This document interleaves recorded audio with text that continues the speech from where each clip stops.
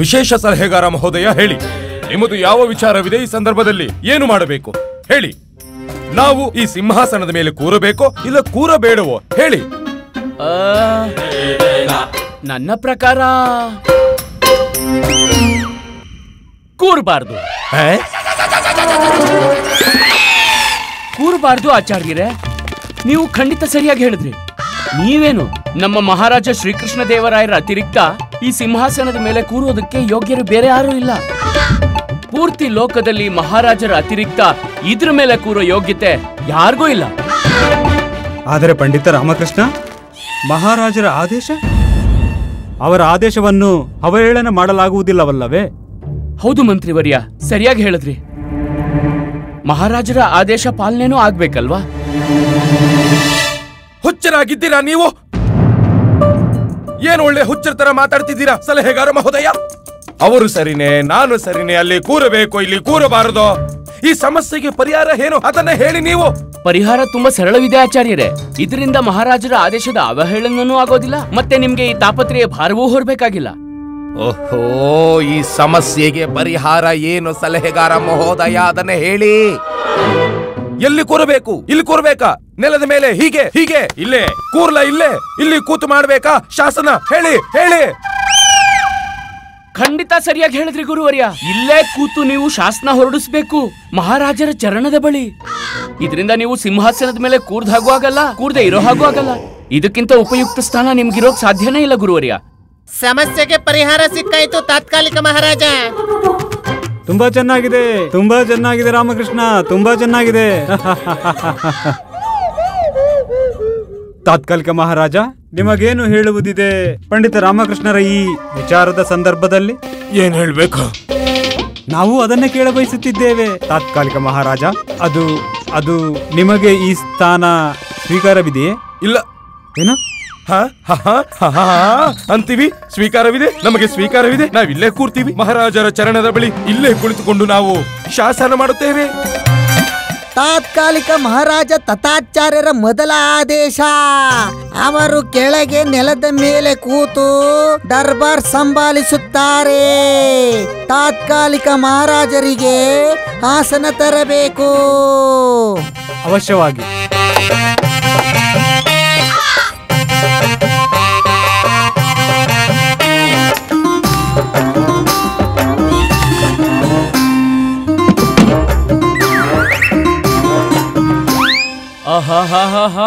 ನಿಮ್ಮ ಈ ಸ್ವಾಮಿ ಭಕ್ತಿಗೆ ಈ ರಾಮಕೃಷ್ಣನ ಶತ ನಮನ ಗುರುವರ್ಯ.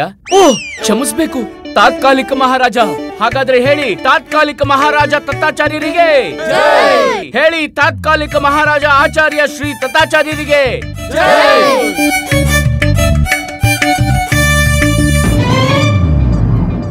ನಮಗೆ ಗೊತ್ತಿದೆ ಪಂಡಿತ ರಾಮಕೃಷ್ಣ, ಈ ಆಟ ನೀನು ಬೇಕೆಂದೇ ಆಡಿದೀಯ, ನಮ್ಮನ್ನು ಚಿಕ್ಕವನೆಂದು ತೋರಿಸುವುದಕ್ಕೆ. ಆದರೆ ಮರೆತಿರುವೆ ರಾಮಕೃಷ್ಣ, ಈ ಆಟದ ಪೂರ್ತಿ ಬಾಣಗಳು ನಮ್ಮ ಬತ್ತಳಿಕೆಯಲ್ಲಿವೆ. ನಾವೇ ಇಲ್ಲಿನ ರಾಜ. ಈ ಬಾರಿ ನಿನಗೆ ದರ್ಬಾರಿನಿಂದಷ್ಟೇ ಅಲ್ಲ, ರಾಜ್ಯದಿಂದಲೇ ಅಲ್ಲ, ಬದಲಾಗಿ ರಾಜ್ಯದ ಸೀಮೆಯಿಂದ ಹೊರಹಾಕದಿದ್ದರೆ ನಮ್ಮ ಹೆಸರು ತಥಾಚಾರ್ಯನೇ ಅಲ್ಲ.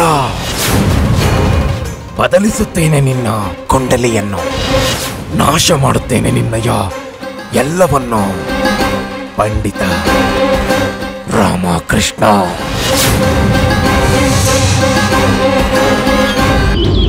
ನಾನು ರಾಜಕುಮಾರ ಗುಂಡಪ್ಪ, ಈ ರಾಜ್ಯದ ಹೊಸ ಸಭಾಪತಿ. ಈ ಪ್ರತಿಜ್ಞೆ ಮಾಡುತ್ತೇನೆ, ಮಹಾರಾಜ ಶ್ರೀ ಕೃಷ್ಣ ದೇವರಾಯರ ಅನುಪಸ್ಥಿತಿಯಲ್ಲಿ ಅವಳ ರಾಜ್ಯವನ್ನು ಯಾವುದೇ ರೀತಿಯ ಹಾನಿಯಾಗಲು ಬಿಡುವುದಿಲ್ಲ. ಲಕ್ಷ್ಮೀ ಅಮ್ಮ ದೇವಿಯನ್ನು, ಈ ರಾಜ್ಯದ ಗುಲುಮಾತೆ ಮತ್ತು ಶಾಲದ ದೇವಿಯನ್ನು ಈ ರಾಜ್ಯದ ಮಹಾರಾಣಿಯಾಗಿ ಘೋಷಿಸುತ್ತಿದ್ದೇನೆ. ಮಹಾರಾಜ ಗುಂಡಪ್ಪನಿಗೆ ಜೈ, ಮಹಾರಾಜ ಗುಂಡಪ್ಪನಿಗೆ ಜೈ.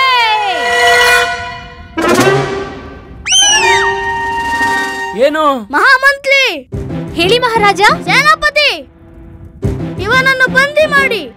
ಈ ಮೂಲಕ ಅಪರಾಧಿಗೆ ದಂಡನೆ ನೀಡಿ. ಈತ ಸ್ವಯಂ ತನ್ನ ಕಾಲ ಮೇಲೆ ಕಲ್ಚಪ್ಪಲಿ ಹೇಳ್ಕೊತಾನೆ.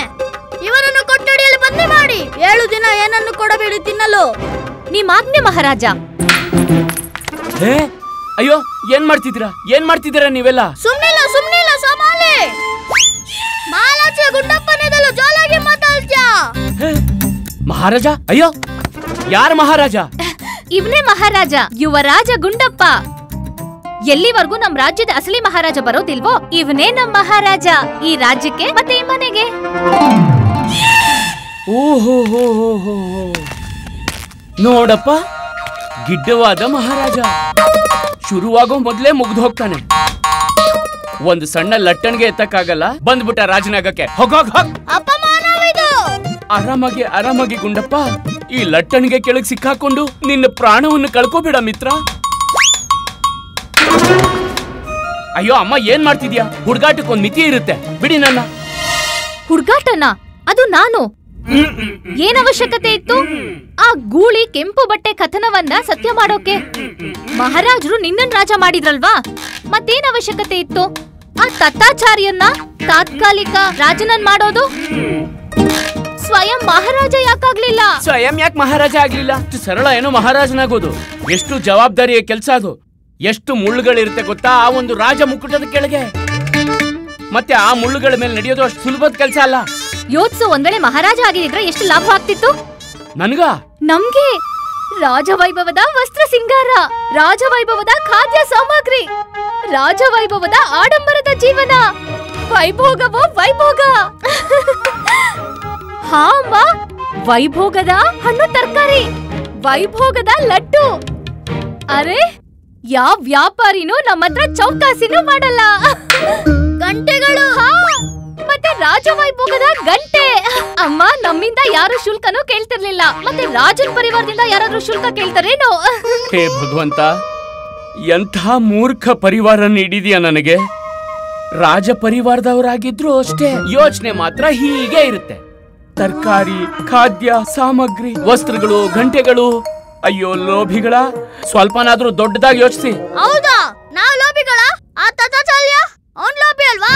ನೀನ್ ಅವನ್ನ ರಾಜ ಮಾಡಿದ್ಯಾ?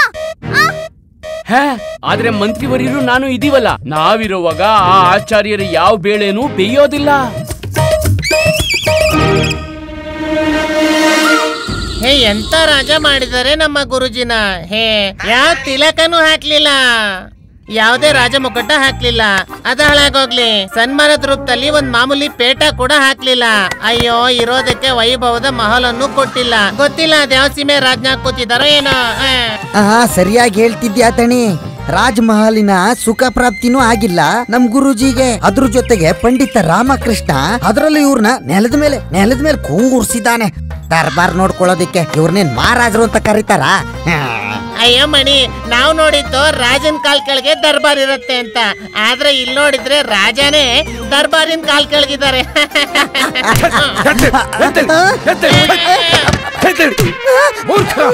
ಅಂಗಮರ್ಧನ ಮಾಡ್ತಿದ್ರಲ್ಲ, ಹೊಡಿತಿದ್ದೀರಾ? ಒಂದು ಕಡೆ ಆ ಪಂಡಿತ ರಾಮಕೃಷ್ಣ ನಮ್ಮನ್ನ ನೆಲದ ಮೇಲೆ ಕೂರಿಸ್ದ. ನಾವು ಮಹಾರಾಜರಾದ್ರೂ ಕೂಡ ಮಹಾರಾಜರ ಗೌರವ ತಗೊಳಕ್ ಆಗ್ತಿಲ್ಲ. ಎಲ್ಲ ಆ ಪಂಡಿತ ರಾಮಕೃಷ್ಣನ ಕಾರಣ. ಅನ್ನಿಸುತ್ತಿದೆ ಮತ್ತೊಮ್ಮೆ ಆ ಪಂಡಿತ ರಾಮಕೃಷ್ಣನಿಗೆ ಈ ತಥಾಚಾರ್ಯನ ಕ್ರೋಧ ಸ್ಪಷ್ಟ ರೂಪ ತೋರಿಸಬೇಕು. ಅದನ್ನ ಕಂಡು ಅವನು ನರಳಿ ಸಾಯಬೇಕು. ಆದರೆ ಅದಕ್ಕೂ ಮೊದಲು ನಮಗೆ ಆ ಗೌರವ ಸಿಗುವುದು ಅವಶ್ಯಕತೆ ಇದೆ. ಮಹಾರಾಜರ ಗೌರವ ಬೇಕು ನಮಗೆ. ರಾಜ ಸಿಂಹಾಸನ, ರಾಜ ನೇತೃತ್ವ ಇದೆಲ್ಲವೂ ನಿನ್ನದಾಗೋದು ಸ್ಪಷ್ಟ ರೀತಿಯಲ್ಲಿ ಕಾಣಿಸುತ್ತಿದೆ. ರಾಜನಾಗುವವನಿದ್ದೀಯ. ಮತ್ತೆ ಒಬ್ಬನೇ ವ್ಯಕ್ತಿ ಇದ್ದಾನೆ ನಮಗೆ ಸಹಾಯ ಮಾಡುವವನು. ಅಲಕ್ ನಿರಂಜನ್. ಬಾಬನ ನೆನೆಸ್ಕೊಂಡು ಬಾಬಾ ಪ್ರಕಟರಾದ್ರು. ಪ್ರಣಾಮಗಳು. ಏನು ನೀನು ಬಯಸುತ್ತಿದ್ದೀಯೋ ಹಾಗೆಯೇ ಆಗುತ್ತದೆ ಬಾಲಕ. ನಿನ್ನ ಮನಕಾಮನೆಗಳು ಅವಶ್ಯ ಪೂರ್ತಿಯಾಗುವುದು ಮತ್ತು ಇದನ್ನು ನಮ್ಮ ದಿವ್ಯ ದೃಷ್ಟಿ ಸ್ಪಷ್ಟವಾಗಿ ಕಾಣುತ್ತಿದೆ. ಬಾಬಾ, ನಿಮ್ಮ ಭವಿಷ್ಯವಾಣಿ ಸತ್ಯವೆಂದು ಸಾಬೀತಾಯಿತು. ನಾವು ಮಹಾರಾಜರಾದ್ವು ಬಾಬಾ, ನಾವು ಮಹಾರಾಜರಾದ್ವು. ಅರ್ಧಂಬರ್ಧ ಮಹಾ ಅಂತೂ ಸಿಕ್ತು, ಆದ್ರೆ ರಾಜ ಅಲ್ಲ. ಕಾಲ ಸಿಕ್ತು, ಆದ್ರೆ ಸಿಂಹ ಅಲ್ಲ. ಇರೋ ಬರೋ ಮರ್ಯಾದೆಯಲ್ಲ ಮಣ್ಣಲ್ಲಿ ಮಣ್ಣಾಗೋಯ್ತು. ಅಯ್ಯೋ, ಇದೆಲ್ಲ ಆದದ್ದೇ ಆ ದುರುಳ ವ್ಯಕ್ತಿ ರಾಮನ ಕಾರಣ. ಹಾ ಬಾಬಾ, ಆ ರಾಮನ ಕಾರಣ ನಮಗೆ ನಮ್ಮ ಗೌರವ ಸಿಗಲಿಲ್ಲ, ನಮಗೆ ಸಿಗಬೇಕಾದ್ದು. ಬಾಬಾ ಕೃಪೆ ಮಾಡಿ ಯಾವುದಾದ್ರೂ ಉಪಾಯ ಕೊಡಿ. ಹೇಗೆ ನಮ್ಮ ಅಧಿಪತ್ಯವನ್ನು ಸ್ಥಾಪಿತಗೊಳಿಸಬೇಕೆಂದು ಎಲ್ಲರ ಸಮಕ್ಷ ಕಸಿದ್ಕೋಬೇಕಂತ ಬೇಗ ಕಸಿದ್ಕೋ, ಬೇಗ ಬೇಗ ಬೇಗ. ಅವನ ಅಧಿಕಾರ ಕಸಿದ್ಕೊಳ್ಳಿ. ಅಧಿಕಾರ ಕಸಿದ್ಕೋಬೇಕಾ? ಬಾಬಾ ನಮಗೇನು ಅರ್ಥ ಆಗಲಿಲ್ಲ. ನೀನ್ ಯಾರು? ನಾವ್ಯಾರ? ನಾವು ರಾಜಗುರು ದತ್ತಾಚಾರ್ಯ. ಅದಾಗಿದ್ದೆ, ಈಗ ನೀನೇನು? ಏನು? ಅಯ್ಯೋ ಗುರುಜಿ, ನೀವು ಮಹಾರಾಜ ತಥಾಚಾರ್ಯ. ಮಹಾರಾಜ ಮರ್ತಿದ್ದೀರಾ? ಹಾ, ನಾವು ಮಹಾರಾಜರು. ಮಹಾರಾಜ ಅರ್ಥಾತ್ ಸಂಪೂರ್ಣ ಶಕ್ತಿ ಮತ್ತು ಅಧಿಕಾರಕ್ಕೆ ನೀನೇ ಸ್ವಾಮಿ. ಆ ಎಲ್ಲ ಅಧಿಕಾರ ಮಹಾರಾಜ ಶ್ರೀಕೃಷ್ಣ ದೇವರಾಯರದಾಗಿತ್ತು, ಈಗ ನಿನ್ನದು. ಈಗೇನು ನಿನಗೂ ಅರ್ಥ ಮಾಡಿಸುವ ಅವಶ್ಯಕತೆ ಇದೆಯೇ? ಈಗ ನೀನೇನ್ ಮಾಡೋಕ್ ಸಾಧ್ಯವಿಲ್ಲ. ನಾವು ಮರೆತಿದ್ವು ನಾವ್ಯಾರು ಮತ್ತೆ ನಾವೇನ್ ಮಾಡ್ತಿದ್ದೀವಿ ಅಂತ. ಆದರೆ ಅಸಲಿಗೆ ನಾವು ಅಂತವರು ಏನು ಬೇಕಿದ್ದರೂ ಮಾಡುವವರು. ಧಣಿಮಣಿ, ಹೇಳಿ ಗುರುಜಿ. ಈಗ ಇದೇ ಸಮಯ. ತತ್ಕಾಲ ಆದೇಶದ ಮೇಲೆ ಪಂಡಿತ ರಾಮಕೃಷ್ಣ ಮತ್ತು ಮಹಾಮಂತ್ರಿ ತಿಮ್ಮರಸರಿಗೆ ಸಂದೇಶ ಕಳುಹಿಸಿ ನಮ್ಮ ಸಮಕ್ಷ ಉಪಸ್ಥಿತರಾಗಲು ಹೇಳಿ. ಈಗ ಇದೇ ಸಮಯ. ನಾವು ತಿಳಿಯಬಹುದೇ ಆಚಾರ್ಯರೇ, ನಿಮ್ಮ ತತ್ಕಾಲ ಆದೇಶದಿಂದ ನಮ್ಮನ್ನ ಏಕೆ ಬರ ಹೇಳಿದ್ದೀರೆಂದು? ಆಚಾರ್ಯರು ಬರ ಹೇಳಿಲ್ಲ ಇಲ್ಲಿಗೆ ನಿಮ್ಮನ್ನ. ಹಾಗಾದ್ರೆ ಯಾರು ಕರೆಸಿದ್ದು? ನಮ್ಮ ತಾತ್ಕಾಲಿಕ ಮಹಾರಾಜ ನಿಮಗೆ ಆದೇಶ ನೀಡಿದ್ದಾರೆ ಇಲ್ಲಿಗೆ ಬರುವುದಕ್ಕೆ. ನಮ್ಗೆ ಅರ್ಥವಾಯ್ತು ಮಹೋದಯ. ಪ್ರಶ್ನೆನೂ ನಾವು ತಾತ್ಕಾಲಿಕ ಮಹಾರಾಜರಲ್ಲೇ ಕೇಳ್ತೇವೆ. ಏನು ತಾತ್ಕಾಲಿಕ ಶ್ರೀ ತಥಾಚಾರ್ಯರು ನಮ್ಗೆ ಹೇಳುವ ಕಷ್ಟ ತೆಗೆದುಕೊಳ್ಳುವರೆ? ಅವರು ಅಚಾನಕ್ ಆಗಿ ನಮ್ಮನ್ನ ಏಕ್ ಬರ ಹೇಳಿದ್ದಾರೆ? ಮಹಾರಾಜ್ರಿ ಅವರು ಮಹಾರಾಜ್ ನೆನಪಿಸ್ಕೊಂಡ್ರು, ಇಲ್ದಿದ್ರೆ ಇಲ್ಲ. ನಿಮ್ಗೇನಾದ್ರೂ ಕಷ್ಟವಿದೆಯೇ ಸಲಹೆಗಾರ ಮಹೋದಯರೇ? ಇಲ್ಲ ಇಲ್ಲ, ನನಗಂತೂ ಯಾವ ಕಷ್ಟನೂ ಇಲ್ಲ. ಅವ್ರು ಬೇಕಿದ್ರೆ ನಮ್ಮನ್ನ 100 ಬಾರಿ ನೆನಪಿಸ್ಕೋಬಹುದು. ಆದ್ರೆ ಕರ್ತವ್ಯ ಇರುತ್ತಲ್ವಾ ಕೇಳಕ್ಕೆ. ನೀವು ಒಪ್ಪುತ್ತೀರಾ ನಾವು ನಿಮ್ಮ ಮಹಾರಾಜರೆಂದು? ಆ ಅಧಿಕಾರದಿಂದ ನಾವು ನಿಮಗೆ ಹೇಳುತ್ತಿದ್ದೇವೆ, ನೀವು ಕೇಳುತ್ತೀರಾ? ಮಧ್ಯ ಮಾತನಾಡಬಾರದು. ಯಾವುದೇ ಪ್ರಶ್ನೆ ಕೇಳುವ ಹಾಗಿಲ್ಲ, ಯಾವುದೇ ಪ್ರತಿವಾದವೂ ಇಲ್ಲ. ಕೇವಲ ಕೇಳುತ್ತೀರಾ ಮತ್ತು ಆದೇಶದ ಪಾಲನೆ ಮಾಡುತ್ತೀರಾ. ಅರ್ಥವಾಯ್ತು? ಹಾ, ಅರ್ಥವಾಯ್ತು. ನಮ್ಮ ಮೊದಲ ನಿರ್ಣಯ ಏನೆಂದರೆ, ಎಲ್ಲಿಯವರೆಗೂ ನಾವು ಮಹಾರಾಜರಾಗಿರುತ್ತೀವೋ ನಾವು ನಮ್ಮ ನಿವಾಸದಲ್ಲ, ಬದಲಾಗಿ ರಾಜಮಹಲಿನಲ್ಲಿ ಇರುತ್ತೇವೆ. ಒಬ್ಬ ಮಹಾರಾಜರು ಇರಬೇಕಾದದ್ದು, ಹಾಗೂ ಎಲ್ಲಿ ಶಾಸನ ನಡೆಯಬೇಕೋ.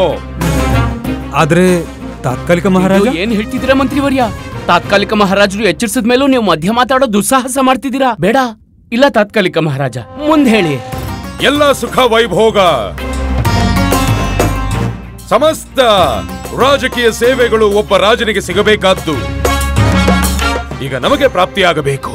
ಆದರೆ ಆಚಾರ್ಯರೇ, ನೀವು ಇದೆ ಮಂತ್ರಿವರ್ಯ, ಖಂಡಿತ ಸಿಗ್ಬೇಕು. ನೀವು ಏನೋ ಹೇಳ್ತಿದ್ರಿ. ಇವತ್ತಿನ ನಂತರ ನಮ್ಮ ದಿನಚರಿ ಹಾಗೆ ಇರಬೇಕು. ಹೇಗೆಂದರೆ ನಮ್ಮ ಮಹಾರಾಜ ಶ್ರೀ ಕೃಷ್ಣ ದೇವರಾಯರದಾಗಿತ್ತು. ನಾವು ನಂಬಿದ್ದೇವೆ ಮಹಾರಾಜರ ಆದೇಶದ ಪಾಲನೆ ಸಂಪೂರ್ಣವಾಗಬೇಕು. ಇಲ್ಲದಿದ್ದರೆ ಸರಿ ಸರಿ ತಾತ್ಕಾಲಿಕ ಮಹಾರಾಜ. ಆದರೆ ಮಹಾರಾಜ ಶ್ರೀಕೃಷ್ಣ ದೇವರಾಯರ ಆಯಸ್ಸು ನಿಮಗಿಂತ ಕಡಿಮೆ. ಈಗ ಅದೆಲ್ಲವನ್ನ ನೀವು ಹೇಗೆ ಮಾಡ್ತೀರಾ? ನಾವು ಮಹಾರಾಜ ತಥಾಚಾರ್ಯ. ಒಂದು ವೇಳೆ ಹಾಗಾಗದಿದ್ದರೆ ಅದರ ದಂಡನೆ ನಾವು ಸ್ವಯಂ ನಿಶ್ಚಿತ ಮಾಡುತ್ತೇವೆ. ಇನ್ನೇನಾದ್ರೂ ಆಜ್ಞೆ ಇದ್ರೆ ಹೇಳಿ. ನಮಗೇಕೆ ಹಾಗೆ ಪ್ರತೀತಿಯಾಗುತ್ತಿದೆ? ನೀವು ನಮ್ಮ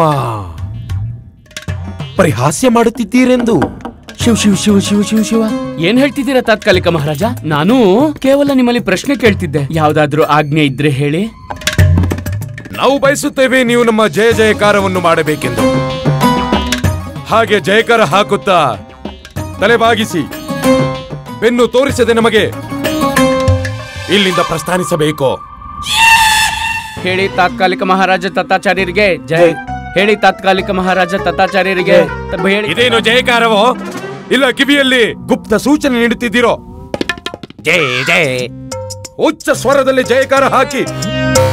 ಇದರಿಂದ ಜಯಕಾರದ ಶಬ್ದ ವಿಜಯನಗರದ ಮೂಲೆ ಮೂಲೆಗೂ ಕೇಳಿಸಬೇಕು.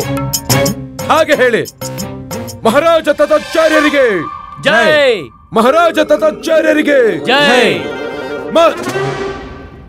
ಈಗ ನಾವ್ಯಾಕೆ ಜಯಕಾರ ಹಾಕ್ತಿದ್ದೀವಿ? ಜಯಕಾರ ಇವ್ರು ಹಾಕ್ಬೇಕು. ಹೇಳಿ.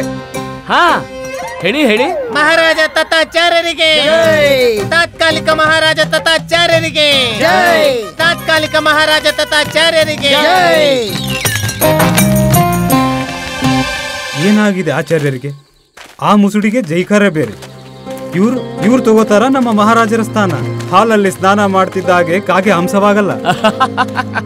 ಪಂಡಿತ ರಾಮಕೃಷ್ಣ, ನೀವು ನಗ್ತಿದ್ದೀರಾ? ಇನ್ನೇನ್ ಮಾಡ್ಲಿ ಮಂತ್ರಿವರ್ಯ, ಈಗ ಅಷ್ಟೊಂದು ದೊಡ್ಡ ಶಾಸ್ತ್ರ ವಿದ್ವಾನ, ಇಷ್ಟು ದೊಡ್ಡ ಕುಲಗುರು ಈ ತರ ಮಕ್ಕಳ ಹಾಗೆ ವ್ಯವಹಾರ ಮಾಡಿದ್ರೆ ನಗು ಬರ್ದೇ ಇರುತ್ತಾ?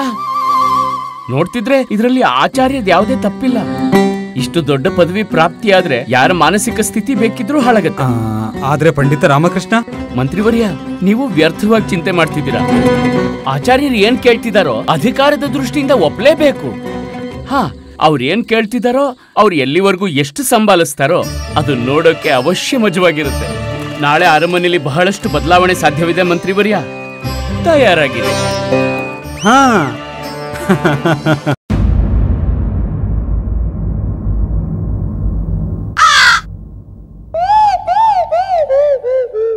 ನೋಡಿ, ಇವ್ರು ಜೀವಿಸ್ತಾರಂತೆ ಮಹಾರಾಜರ ಜೀವನ ಶೈಲಿನ. ಹಾಗಾದ್ರೆ ಪ್ರತೀಕ್ಷೆ ಯಾಕೆ ಮಂತ್ರಿವರ್ಯ? ನಡೀರಿ, ಎಬ್ಸೋಣ ಇವ್ರನ್ನ.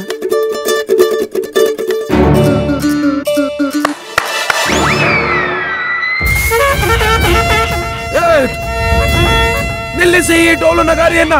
ತಾತ್ಕಾಲಿಕ ಮಹಾರಾಜ ತತ್ತಾಚಾರ್ಯರಿಗೆ ಸುಪ್ರಭಾತ. ಬೆಳಿಗ್ಗೆ ಬೆಳಿಗ್ಗೆ ಯಾಕೆ ಹೀಗೆ ತುಂಬಿ ಎಬ್ಬಿಸ್ತಿದ್ರ ನೀವು? ಕ್ಷಮಿಸ್ಬೇಕು ತಾತ್ಕಾಲಿಕ ಮಹಾರಾಜ. ಅಯ್ಯೋ ಕ್ಷಮಿಸಿ ತಾತ್ಕಾಲಿಕ ಮಹಾರಾಜ. ಕ್ಷಮಿಸಿದ್ವಲ್ಲ. ನೀವ್ ಯಾವ್ದೊಂದು ದೊಂಬಿ ಅಂತ ಇದ್ದೀರಲ್ಲ, ನಮ್ಮ ಅಸ್ಲಿ ಮತ್ತೆ ಆಧರಣೀಯ ಮಹಾರಾಜ ಶ್ರೀಕೃಷ್ಣ ದೇವರಾಯರು ಪ್ರತಿದಿನ ಇದೇ ಮಧುರ ಶಾಸ್ತ್ರೀಯ ಸಂಗೀತ ಕೇಳಿ ಎಚ್ಚರವಾಗೋದು. ಅವರು ಹೇಳಬಹುದೇನೋ, ನಮಗೆ ಈ ಪ್ರಕಾರವಾಗಿ ಎಚ್ಚರಗೊಂಡ ಅಭ್ಯಾಸವಿಲ್ಲ. ಅಭ್ಯಾಸ ಮಾಡ್ಕೊಳ್ಳಿ ತಾತ್ಕಾಲಿಕ ಮಹಾರಾಜ. ಇಂದಿನಿಂದ ನಿಮ್ಮ ಜೀವನ ಶೈಲಿ ಹೀಗೆಯೇ ಇರುತ್ತೆ. ನೀವು ಸ್ವಯಂ ಕೂಡ ಹೀಗೆ ಬಯಸ್ತಿದ್ರಲ್ವಾ? ಹಾ ಸರಿ, ಹಾಗಾದ್ರೆ ಈಗ ನಾವು ಎಚ್ಚರವಾಗಿದ್ದೀವಿ. ನಿಲ್ಲಿಸಿ ಮಾಡಿ ಈ ಡೋಲು ನಗಾರಿಯನ್ನ. ಬಾರಿಸುವುದನ್ನು ನಿಲ್ಲಿಸಿ. ತಾತ್ಕಾಲಿಕ ಮಹಾರಾಜರಲ್ಲಿ ವಿನಂತಿ, ನೀವು ಕೃಪೆ ಮಾಡಿ ಸ್ನಾನ ಮಾಡಲು ತಯಾರಾಗಿ. ಸರಿ, ನೀವು ಸ್ನಾನ ಮಾಡೋದಕ್ಕೆ ತಯಾರಾಗಿ ನಾವು ಹೊರಗೆ ಹೋಗಿ ಪ್ರತೀಕ್ಷೆ ಮಾಡ್ತೀವಿ. ಹೋಗಿ ಹೋಗಿ. ಸರಿ, ಬನ್ನಿ ಪ್ರಸ್ಥಾನ ಮಾಡಿ. ಆಹಾ, ಆನಂದ, ಅತಿ ಆನಂದ. ಹೀಗೆ ತಲೆ ತಗ್ಗಿಸಿಕೊಂಡು ನಮ್ಮ ಹಿಂದೆ ಮುಂದೆ ಓಡಾಡುತ್ತಿರೋ ಪಂಡಿತ ರಾಮಕೃಷ್ಣ ಮತ್ತವನ ಶುಭ ಚಿಂತಕ ಮಹಾಮಂತ್ರಿಗಳೇ, ಇದನ್ನು ನಾವು ಬಯಸುತ್ತಿದ್ದುದು.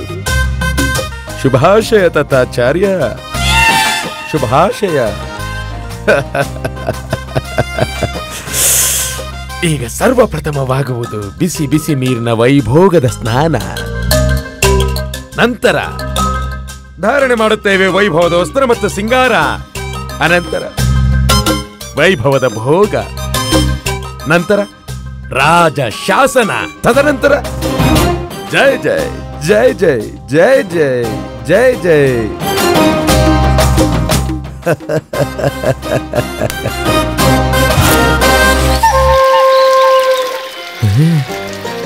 ಎಲ್ಲಿ ಕರ್ಕೊಂಡು ಬಂದ್ರಿ ನಮ್ಮನ್ನ? ತಾತ್ಕಾಲಿಕ ಮಹಾರಾಜ, ಇದನ್ನ ರಾಜರ ಝರಿ ಅಂತ ಕರೀತಾರೆ. ನಾವು ಸ್ನಾನ ಮಾಡಬೇಕು. ಆತ್ಮಹತ್ಯೆ ಮಾಡ್ಕೊಳ್ಳೋಕೆ ಬಂದಿರೋದಾ? ಆದ್ರೆ ನಮ್ಮ ಮಹಾರಾಜ ಪ್ರತಿದಿನ ಇದೇ ಶೀತಲ ಜಲದ ಸ್ನಾನ ಮಾಡ್ತಾರೆ. ಈ ಚಳಿಗಾಲದಲ್ಲೂ ಕೂಡ? ಹಾ, ಚಳಿಗಾಲದಲ್ಲೂ ಕೂಡ. ಆದ್ರೆ ಯಾಕೆ? ತಾತ್ಕಾಲಿಕ ಮಹಾರಾಜ, ಶೀತಲ ಜಲದ ಸ್ನಾನದಿಂದ ಶರೀರದ ಸಂಪೂರ್ಣ ಆಲಸ್ಯ ಹೊರಟೋಗುತ್ತೆ, ಶರೀರದಲ್ಲಿ ಸ್ಫೂರ್ತಿ ಬರುತ್ತೆ, ಶರೀರ ಮತ್ತು ಆತ್ಮ ಎರಡೂ ತೃಪ್ತಿ ಆಗತ್ತೆ.